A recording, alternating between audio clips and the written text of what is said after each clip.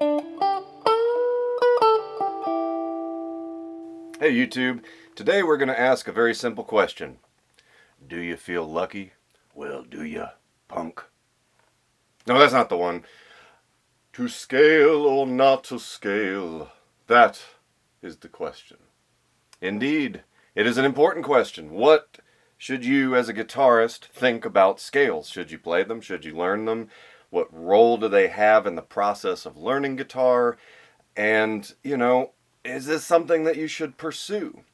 Some guitar players never learn a scale, never learn music theory at all, and they can do all this amazing stuff.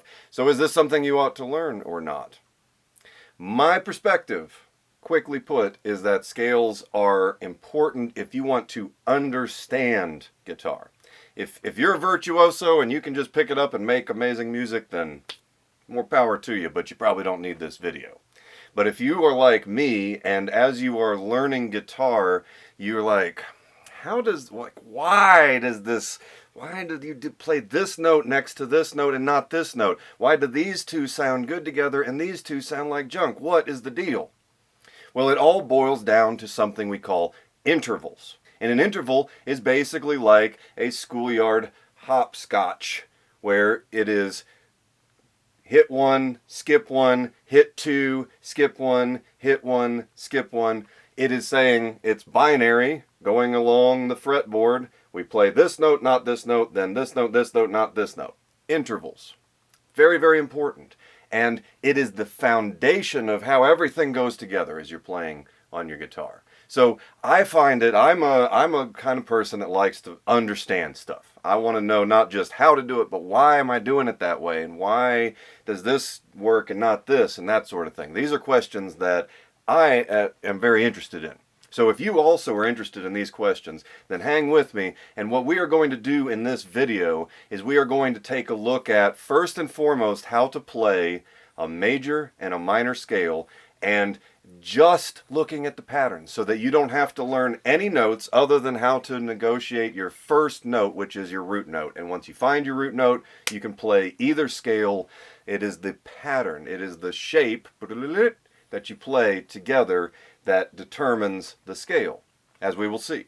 And so I will teach you the major and the minor scale so that you can play in any key by simply locating that note on your bottom E string and then playing up from it. And once you've done that, then it's like growing a tree that you will branch out and learn how to maneuver and so forth. So those are the foundations, the roots. Now, the next level that we are going to look at in this as well is we're going to pull the curtain back and see the wizard behind there and look at the fundamental interval pattern that is all across the fretboard. So it doesn't matter where it is you're playing on here. These are the basic shapes that repeat over and over and over again. It is like if you had a cookie cutter and you went stamp, stamp, stamp, stamp, stamp, and you cut out these various shapes, because once you figure that out and once you see how the shapes relate to one another, you realize, oh my gosh, guitar is actually really easy to navigate because it is always these basic fundamental shapes, and those basic fundamental shapes, like Tetris, always go together. This always goes with this. This brick over here always goes with this L, and so forth. And once you've got that, then it becomes natural, because you don't have to know, am I playing an F or an F sharp, or am I playing a G flat? What am I playing? It doesn't matter. All that matters is I got my root note, I know where those are, boop, boop, boop, and then I know where everything else goes in relationship to those root notes. So hang with me. This is a heavy lesson. It might, be a good one to work through if come back and check it out in chunks, but we're going to get into it with this one, and we're going to understand why scales are so fundamental to music and how they relate to playing your guitar. Just very quick, I always like to highlight the guitars that I use in my introductory videos, and this is not a entry level in the sense of being super cheap, but this is a Fender Duo Sonic, and these were originally designed as Fender wanted to make a student guitar. And what do we mean by student guitar? Student guitar is a guitar that is predominantly oriented towards being easy to play. And that's the key.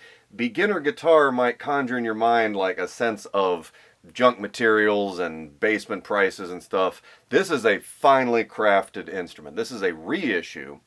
This is I believe a 2018 reissue. Fantastic guitar.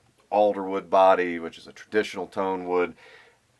Amazing contour and sculpting, finishing work with this vintage clear coat to give this like, this kind of yellowish sparkle to it. This is a fantastic professional quality instrument, but it was designed to be easy to play. So it has a 24-inch scale, meaning that it's shorter by a solid 1.5 inches off the usual Fender scale, which makes it easier to do bends. Very easy. You get nice creamy bends. You don't have to push as hard to get the higher elevated bends in it. And so the reason that these got reissued is because they became a cult following. Did you know that Jimi Hendrix got started on a Duosonic? And he walked into a guitar shop and it had been, there was problems with it, and he ended up trading it for, guess what, a Stratocaster. And the Stratocaster became what he was known for. But he started with a Duosonic also. So if you have, as a beginner, a little more bank account to work with than like the Squier lineup that we're normally going for, this is the kind of guitar. And check out my full review. I've got 2 reviews on it. One just reviewing the guitar, and the other kind of talking about, entry student guitars and asking, just being kind of, tongue-in-cheek, but asking, is this a toy? Is this, it was made for kids, basically. Is this just a toy? And my conclusion is this is a professional quality instrument that is just easier to play. Very, very, very nice. So if you want a guitar that you will never outgrow, and I don't mean because you modded it and you put all this extra time, but just as it is, you're never going to just truly outgrow. Now, you'll get other guitars and, add to your stable, absolutely. But it's the kind of guitar that you could play for the rest of your life and never be like, This thing is absolutely fantastic. So it is an incredible investment if you grab one of these as an introductory, as a student guitarist.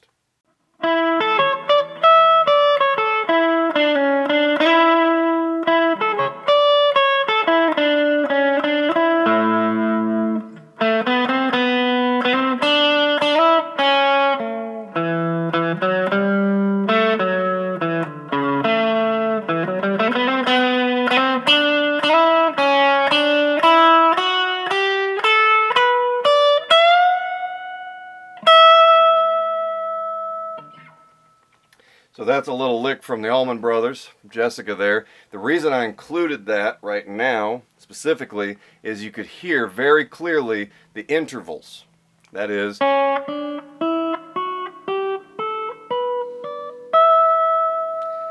and you can see it because you're coming up that same string. And you can also hear the nice bends on this. Beautiful bends. If you're doing a lot of bends and you want a Fender but you don't want that 25.5, check this out. So what do we mean by intervals? And this is very, very important because this is the basis of scales. And so what an interval pattern is it's describing that you are going note for note. Think about every note on the string. Okay, so like looking at the E, the bottom E. Right, I can play every single note on there. That's called the chromatic scale, by the way. And that just means every single note that you can play, bottom to top. And that is helpful not so much for you're not going to play chromatic scale so much in songs, but it is helpful, and we'll talk about this in another video about practicing. It is helpful to practice the chromatic scale just for getting that feeling where every fret is. Right, and you can also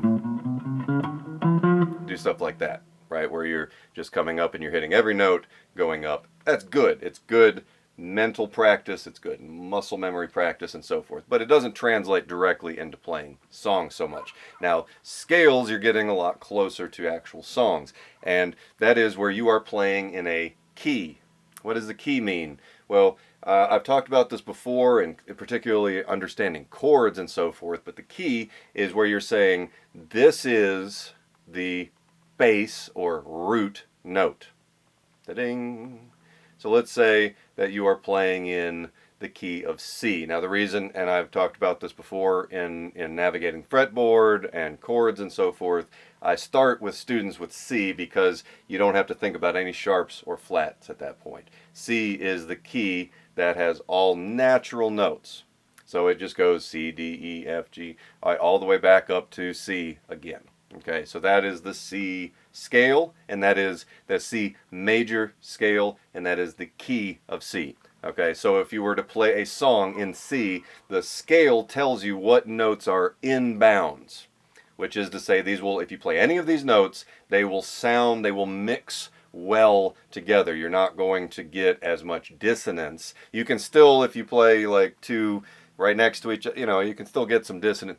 But generally speaking, what you're talking about with a key is you're just saying it's like playing a game, right? Here is the field, these are in bounds, and then the rest of the notes are out of bounds. Now, giving flavor to music as you move forward, you will understand, especially as you start learning songs and you see how other artists have done this, is pushing the boundaries at just the right moment in just the right way to create dynamic tension.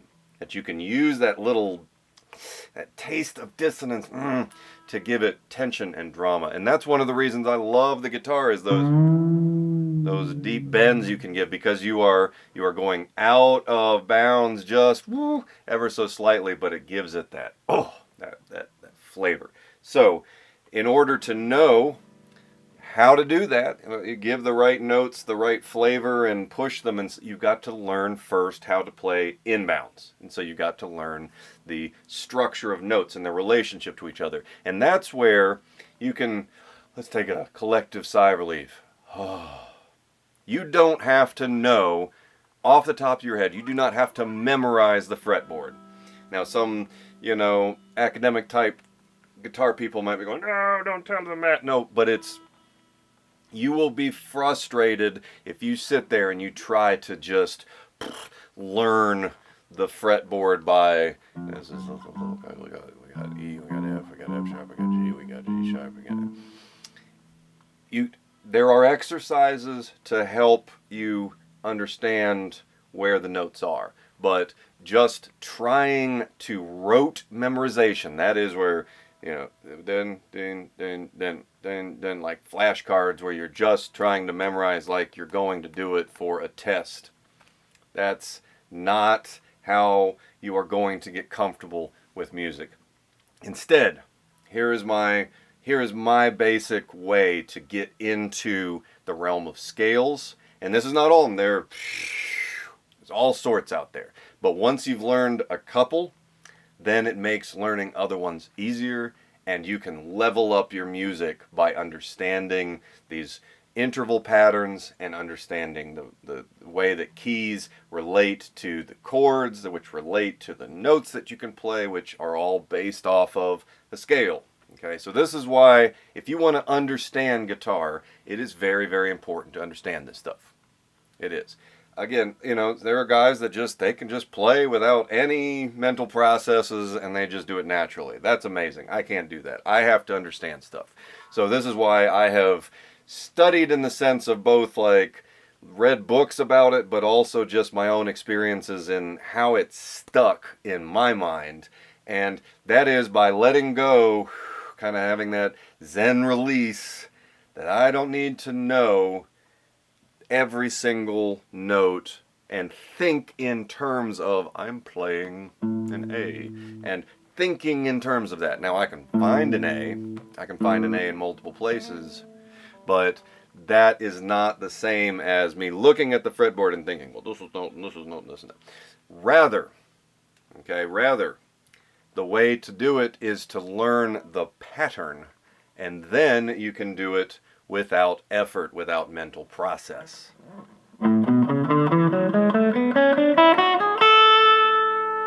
There's a major scale.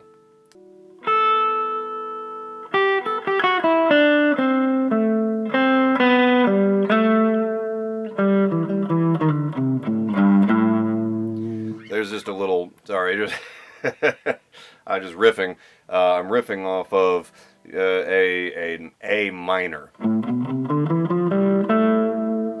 And once again, all I have to think about is just thinking, I'm going to play in minor right here. And you can... I don't have to think about which notes I'm playing. What I'm thinking about in terms of what's processing through my brain is the patterns, the shapes. Like, okay, maybe it's because I grew up playing Tetris. And I mean the original Tetris, the one that was monochromatic and had the little Soviet thing come up and the... I played Tetris since the origins of Tetris, and oh, the way that shapes go together. That is what Tetris builds your mind on, and that is how I think it is best to understand the fretboard. Is thinking of it as blocks, as shapes, and once you know those shapes, then you realize that they move all over and that they're all over the place. So let's now take a look at, we're going to go rather quickly, but I'm going to show you, and you can, of course, one of the wonderful things about video is we don't have to sit there and go through this over and over again. You can watch it, you can practice it. If you need to come back, you watch it again. That's the wonders of video.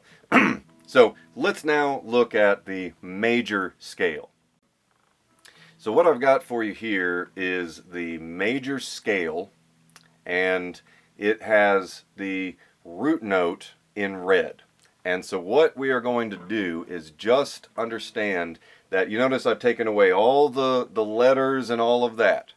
All that matters is whether you hit the note or not, and it's very important to know where your roots are, because you will want to resolve, that is like end a riff, a lick, or a song on, you're going to want to, generally speaking, resolve on your root. Okay, so any note on your E string, okay, we're going to just start with A because it's a great place to start. So if we have our A here, okay, the 5th fret on your lowest E string, and we just go, we do skip one, right? So we skip that middle note. So we go from our middle finger to our pinky, and now up to the next string. We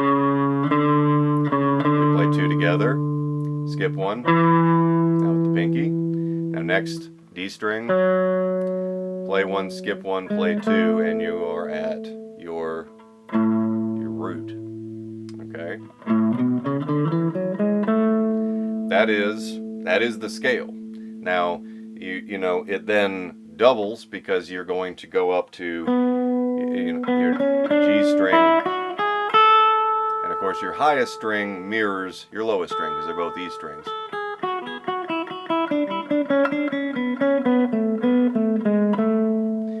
And doing things like what I just did there is one of the many ways that you can change it up in how you play scales.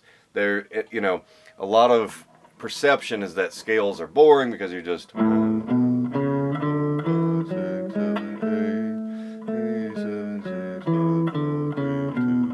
Yeah, okay. That can get dull if that's the only thing you ever play. That's where you need to start, is to be able to do that. Once you do that, you can...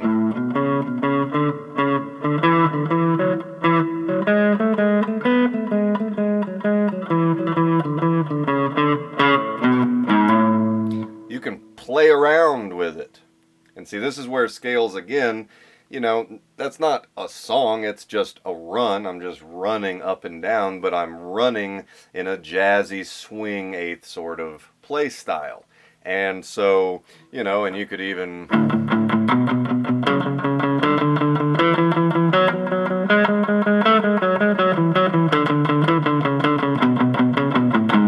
mean, I'm not a heavy guy. I've got a little bit of gain distortion on my channel right now, but you can play it in whatever play style you dig. That's I love the guitar because whatever kind of playing, whatever kind of music you're into, you can make your instruments play like that. And the scales, learning scales, are just fundamental to that process. It really is. Again, you're a virtuoso and you can do, amazing shredding and whatever, great. Go do that. But for the rest of us that want to understand what the heck we're doing, learning scales is a great way for your mind to connect with your hands and to connect with the basic essential shapes involved.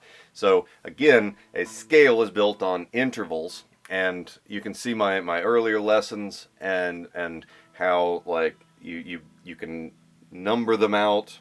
So, you know, if you're in the key of C, C is 1, D is 2, E is 3, and so forth. And so the shape is going to be based off of that root note, and then the intervals will come out of that. You play one, you skip one, you play one, you skip one, and so forth, right? And so all of that is going to determine, is this a major scale, is this a minor scale, or there's other modes which we're not going to get into right now because you're getting into higher level stuff, Mixolydian and all that sort of stuff. But the basics, what generally speaking, the vast majority of Western music is written in major or minor as a root, as a key, as a basic structure of music. Most music is going to come out in one of these two forms. So these are the ones you want to start with. And again, you can play this wherever you want. So let's move up to 9. So if you count it out, you've got E, F, F sharp, G, G sharp, A, A sharp, B, C, C sharp, D, D sharp, E. That's just doing sharps. They can also be flats if you're in a key with flats. Don't worry about all that right now. But let's move up to the 9. And so, you know, you don't have to think through, okay, well, let's see. So we got C. Okay, so this is C sharp. All you need to know is it's C sharp. You don't even really need to know that. But if somebody says, oh, we're playing in C sharp major, you can locate C sharp on there, and then you know, using this pattern, this scale pattern, you know all the notes in this position that you can play.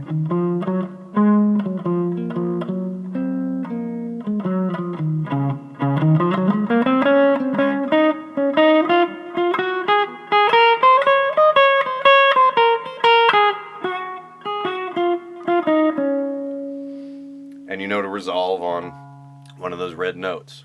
And so once you've learned this pattern, you have a way where you're not having at this point to even slide or do anything. You've got all the notes. You've got all the notes that you need to play right there. Now obviously as you level up, you will learn moving around and such and so forth. But for right now, memorizing in such a way that it is not rote memorization where you have just, okay, I have figured out how to think through this scale, but you've done it enough that you have internalized the scale structure, then it does not matter what your root note is.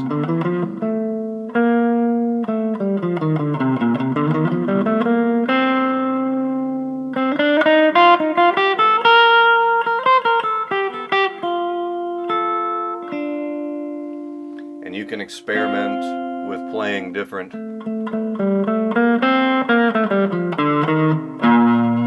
You can play different notes together, and you don't have to know, okay, this is a D, 9, and you don't have to know any of that. You don't have to know all of the fancy chord structures and stuff. All that matters is really what it sounds like, and that if you are getting into it and enjoy the sounds of it and so forth, but you don't have to know what note you are on to play the same structure.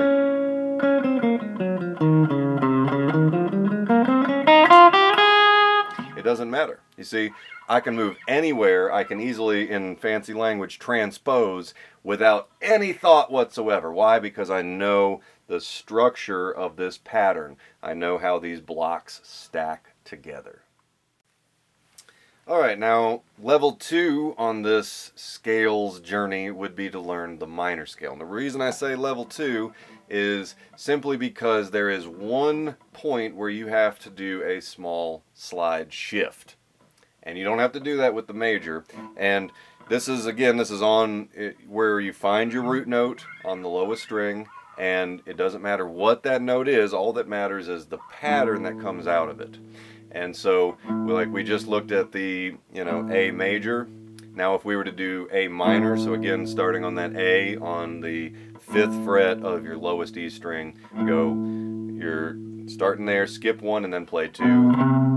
Next string, right above, same shape. So the basic, now we'll see in just a second, this can be a little tricky because of the high 3 strings, but the low 3, very easy. So 1, 1, 2, 3, 4, 5, 6, 7,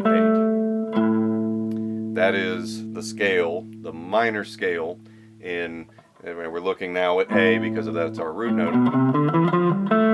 Now this is where it gets tricky, is that you can either here, we're not pictured, you can go play one, skip one, play one, skip one, play one, but I find it easier personally to come up and stretch right there, back one, and then slide back over.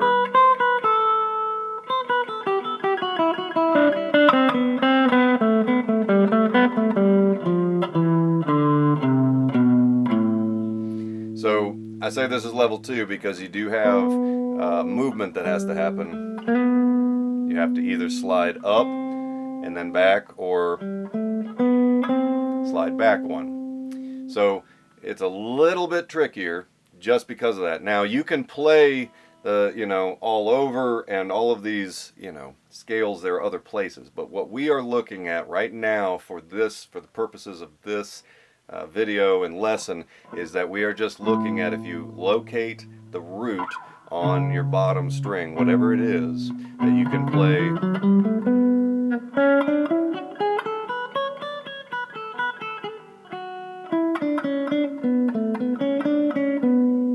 You can play up. See, and again, that's, I'm doing these little flourishes just to show you, you don't have to make scale playing boring.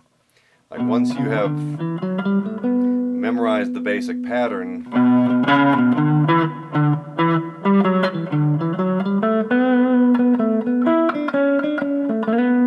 you can play around with it, and that's ultimately the purpose, is that once you're comfortable with it, then you can just start improvising and letting the music flow out of you. So armed with these two basic scales, the major and the minor, and just from,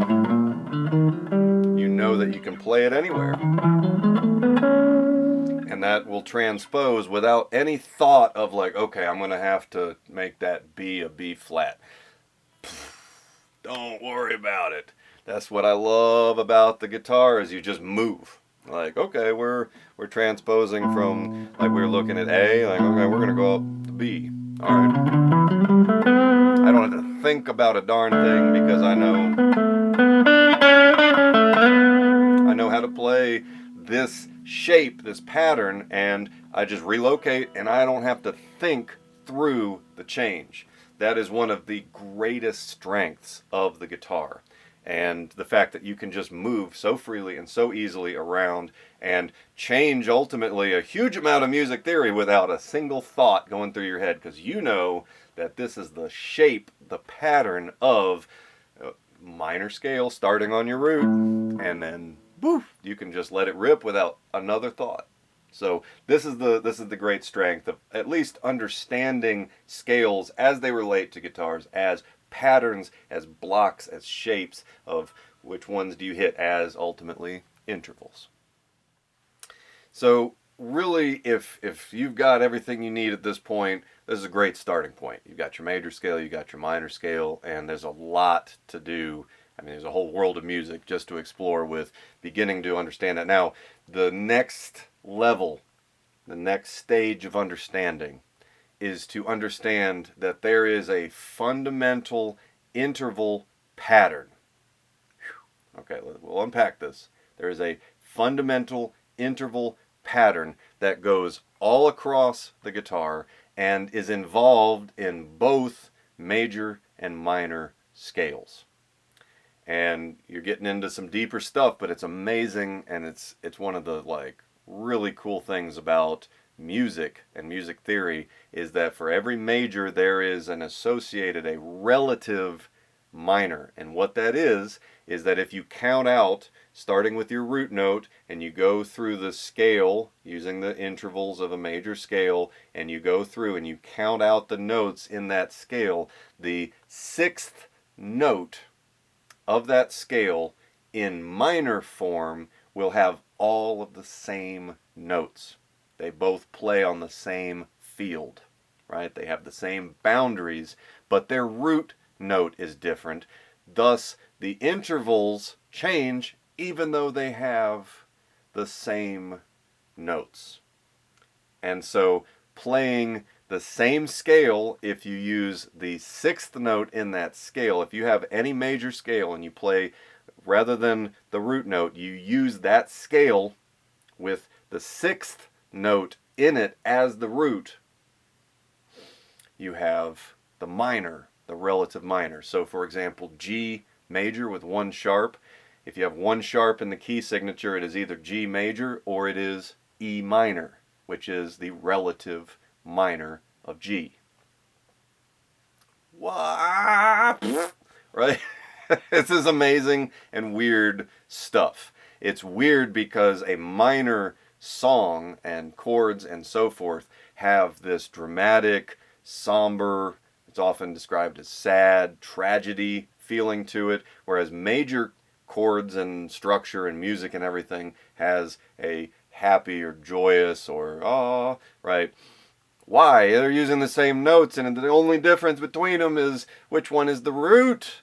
Well, it's because of the relationships. If you have that root sound, that root note, which pervades the song, then the relationship of the other notes to that root is going to give it its distinctive, dramatic quality, whether it is major or minor. Crazy stuff.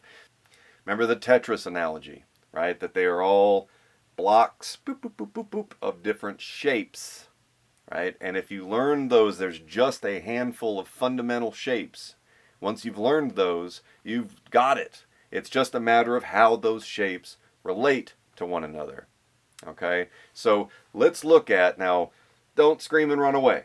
This is a lot to look at, but we're going to break it down and see how, even though this is like, bah, at first, once you understand, oh, if you just clip this out, it's just a pattern of blocks.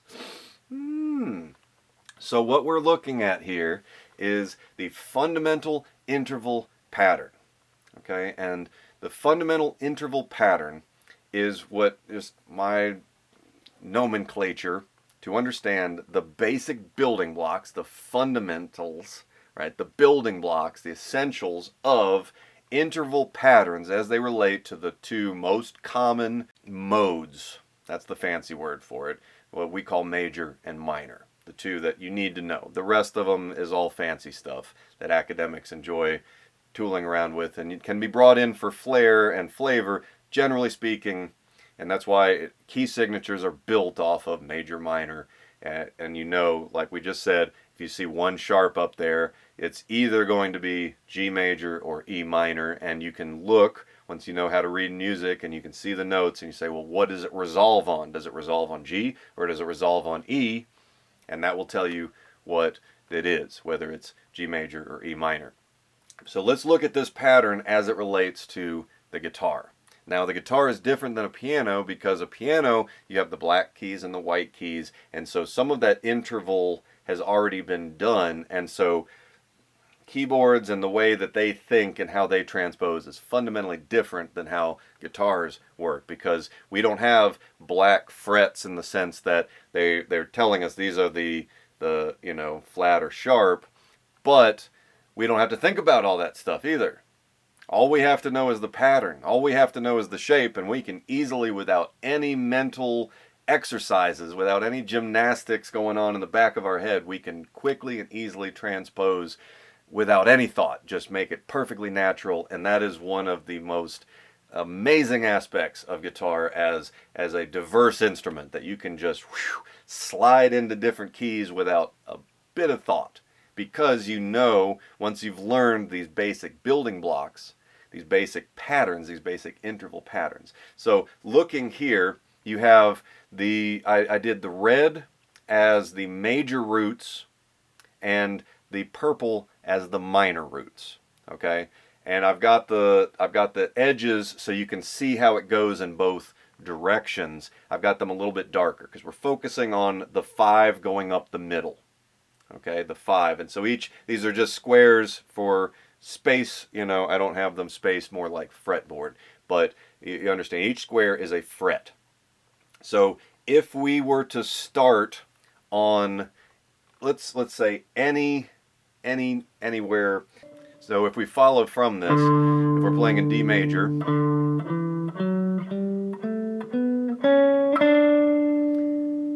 just did that by following out how this is in there. Now I know this is, whoa, it still seems like so much, okay?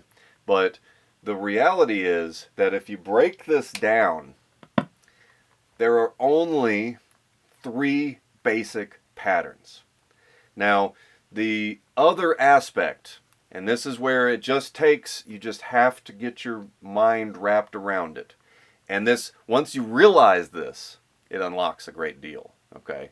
And that is because, let's look at, the way that that they relate to each other. Each note goes 5 frets up to the next, right? From each string to the next string, right? And that's one way you can test your tuning. Except for the B, going up to that B string, right? It's not tuned to C. It's tuned to B. And that's so you can go back and resolve again on the E on top. Now there are alternate tunings, so we're not dealing with all of that right now. But for right now, using standard tuning, right, you have that 1-4 that stands out. Now, how does that relate to our shapes? So this is how I understand it. You have the 4 bottom strings, which on an acoustic guitar, those are the 4 wound strings. So I think there's a relationship there, but I'm not fully versed in how that developed. But you have the 4 bottom strings all have the same relationship to each other, right? You got that 5 to open. Now you get that 4 thrown in there, so what does that do to our shapes? So here is a basic shape that you see. We're going to use, this is a pentatonic shape where you go 1 to 3, and it's a little box, 3 strings up. Now if you were to come up to the next string, your B string, it's not going to be the same interval. If you want to make the same interval, so if you want that box to start here, you don't play here, you move up 1. So it would be. So anytime that you are translating a shape, it shifts 1 fret up on the B string. And conversely, if you are translating a shape going down, you're going to slide it 1 down, going from the B down to the G. And I know that that's a little difficult to get your head around, but the more you think about it, the more everything makes sense. Anytime you're looking at, like if you're learning scales and you're learning different why is this over here? Why is this over there? This is the fundamental interval pattern that is across the board in all major minor scales, okay? And these are the basic shapes involved, but essentially the shape simply moves 1 going from the G to the B, or conversely. And so it shifts 1 up going to the B, it shifts 1 down going to the G. Okay, I know this is some heavy stuff, but it is really, really cool. Once you begin to understand that then as you become more and more fluent in the fretboard and in doing these scales and knowing which notes are in and out of bounds, you have to think less and less because so for example, I don't have to think about a thing. If I'm starting a minor scale on this note, I know I have to just shift 1 up because the normal pattern I know is just got to shift 1 up.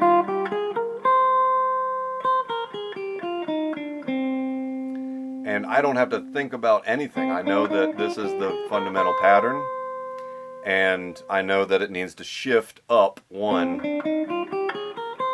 at the B string. And once you do that, then it's almost like exploring like a jungle or something, where you're going out and you're mapping it and you're understanding, okay, well this goes there and these patterns go together, and once you've mapped it out and then you understand any root note, you don't have to think at all. You don't have to think at all, because personally, the more I think when I'm playing, the less good I play. I tend to play best when I'm thinking least about it and just losing myself in the music.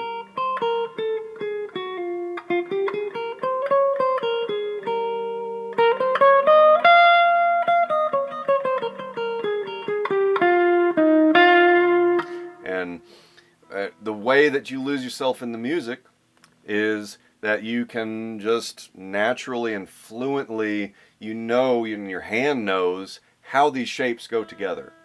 Once you've learned the relationship of these shapes, then everything makes sense. So what are the fundamental shapes in this pattern? So these are the three most dominant shapes in the interval patterns that we're looking at.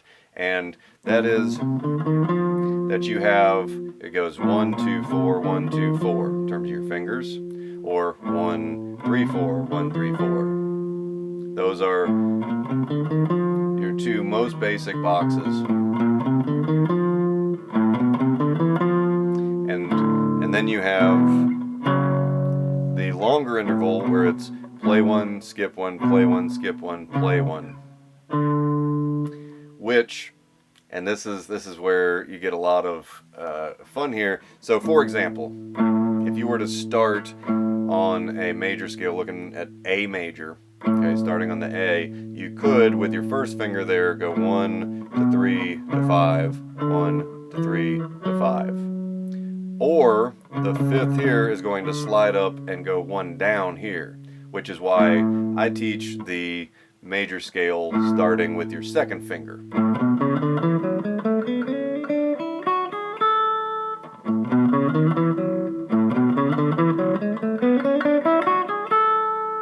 Because this is easier,